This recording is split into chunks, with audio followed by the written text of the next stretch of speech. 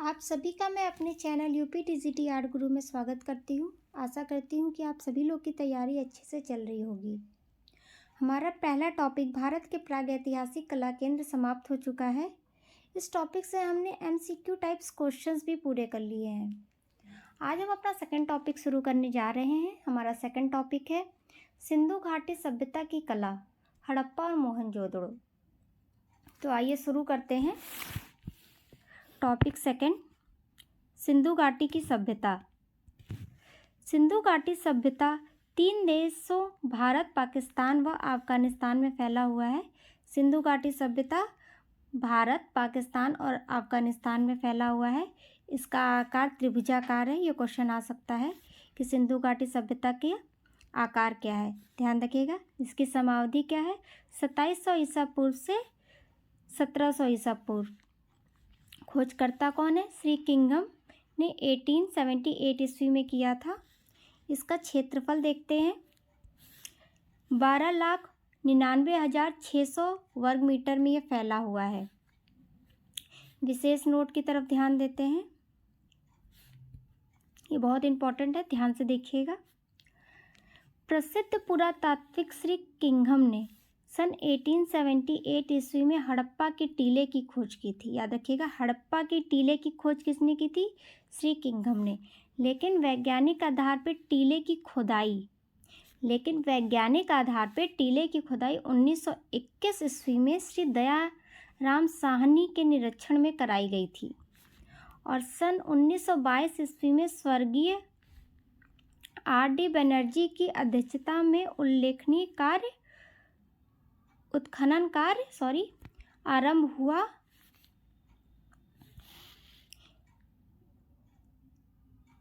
ये देखिए, तीनों श्री किंघम,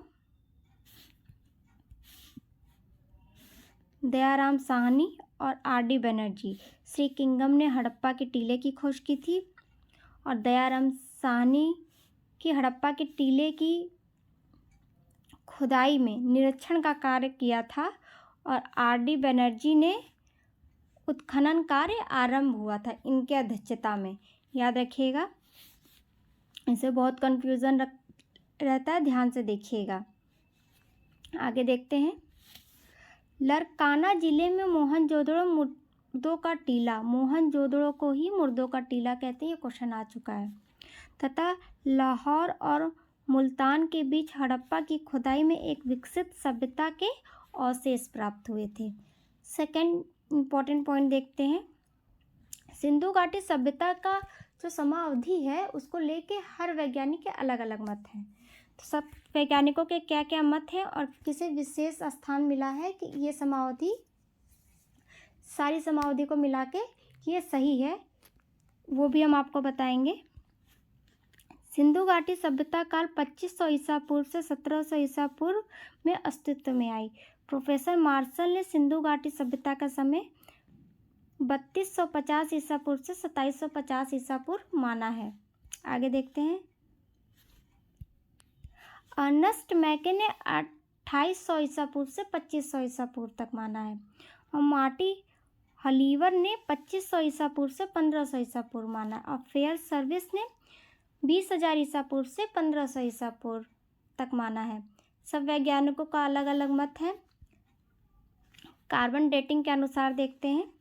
C14 जैसे नवीन विश्लेषण पद्धति के अनुसार हड़प्पा सभ्यता सर्वमान 2350 ईसा पूर्व से 1750 ईसा पूर्व तक माना गया है। यही माना गया है, ये ध्यान रखिएगा। आइए इसका विस्तार देखते हैं। ये आएगा नहीं, लेकिन मैं आपको समझाने के लिए बता देती हूँ कि जम्मू कश्मीर में, नॉर्थ में जम्मू कश्मीर में मांडा तक फैला हुआ है। ईस्ट में आलमगीरपुर, यूपी हिंडन नदी तक फैला हुआ है। साउथ में देखते हैं, दैमाबाद महाराष्ट्र, परवा नदी तक फैला हुआ है और वेस्ट में सुतका गैंडोर पाकिस्तान, दास्तक नदी तक ये फैला हुआ है। ये आएगा नहीं, लेकिन विस्तार आप लोग के दिमाग में रहेगा तो आप लोग को पढ़ने में आसानी होगी। आइए आगे देखते हैं। सबसे पहले प्रमुख स्थल हड़प्पा नगर को देखते हैं। दयाराम साहनी ने 1921 में खुदाई करवाई थी। ये क्वेश्चन आ चुका है, इंपॉर्टेंट है, ध्यान रखिएगा। हड़प्पा संस्कृति के अंतर्गत पंजाब, सिंध और बालूचिस्तान के भाग ही नहीं बल्कि गुजरात, राजस्थान, हरियाणा और पश्चिम उत्तर प्रदेश के सीमांत भाग भी शामिल थे। कहाँ कहाँ हड़प्पा संस्कृति के अवशेष मिले हैं, वो ये है, मोहरे टेराकोटा से बनाई गई थी। ये क्वेश्चन आया है कि हड़प्पा सभ्यता में मोहरे किससे बनी हुई थी, तो टेराकोटा से। आगे आगे देखते हैं। रावी नदी के तट पर स्थित है हड़प्पा सभ्यता। ये फिर से आ गया है, सॉरी, मोहरे टेराकोटा से बनाई गई है। सड़कों की चौड़ाई 33 फीट की थी। हड़प्पा सभ्यता की खुदाई में जो अवशेष मिले हैं उससे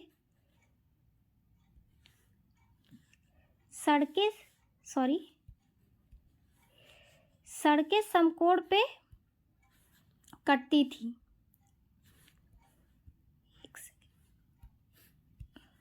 एल आकार की ईंट जरोड़ मिट्टी से बनाए जाते थे।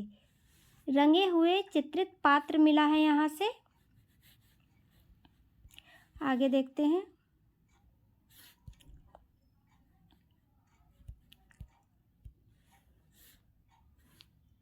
एक सेकेंड, सॉरी,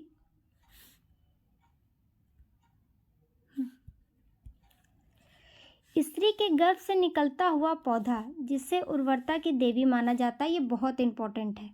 ये क्वेश्चन आ चुका है, हड़प्पा से प्राप्त हुआ है।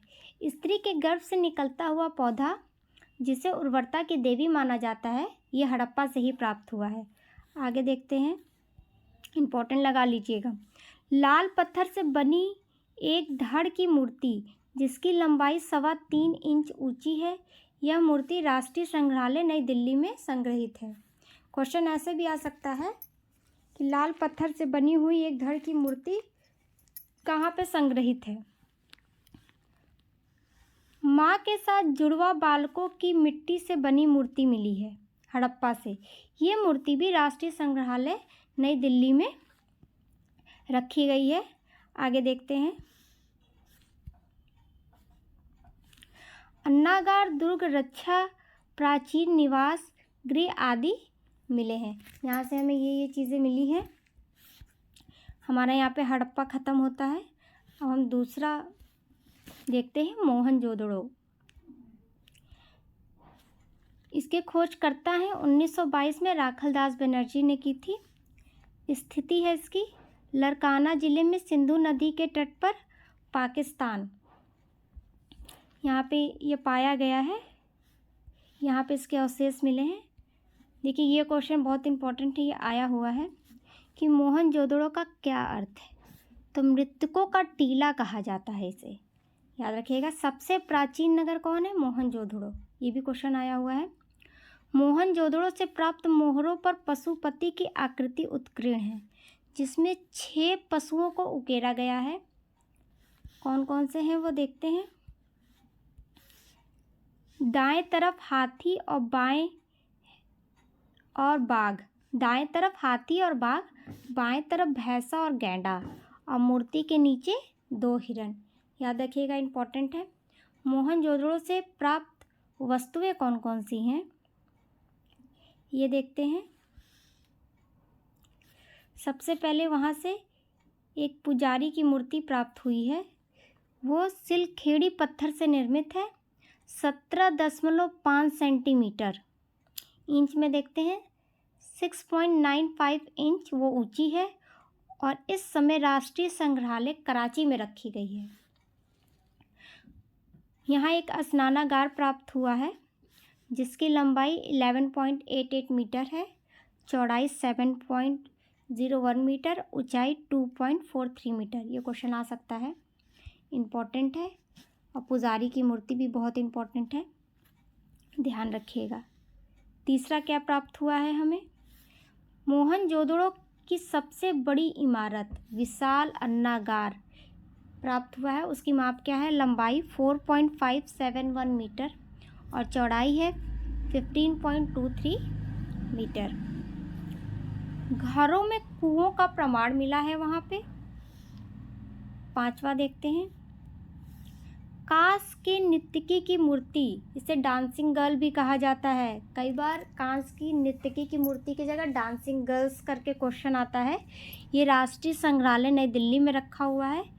इसकी ऊंचाई है 4.1 इंच और अगर आप सेंटीमीटर में देखें तो 10.5 सेंटीमीटर ऊंची है। एक सिर रहित मूर्ति मिली है।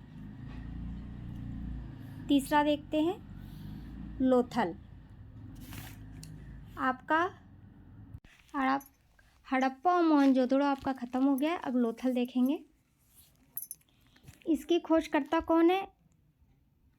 S.R. राव ने 1955 में से 1963 तक यहाँ पर उत्खनन कार्य करा के खोज की थी लोथल की। इसकी स्थिति ये कहाँ है?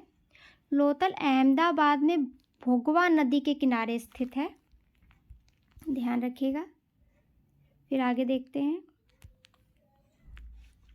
भारत में कांस्य युग का आरंभ लोथल सभ्यता से ही माना जाता है। मनके बनाने का कारखाना लोथल और चंदुड़ों में ही प्राप्त हुआ है। ये बहुत इंपॉर्टेंट है, ध्यान रखिएगा। युग्म समाधि लोथल और कालीबंगा से ही प्राप्त हुई है।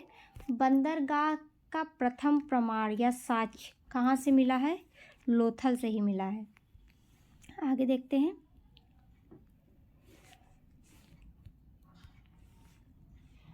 पंचतंत्र में उल्लेखित धूर्त लोमड़ी का अंकन यही मिलता है।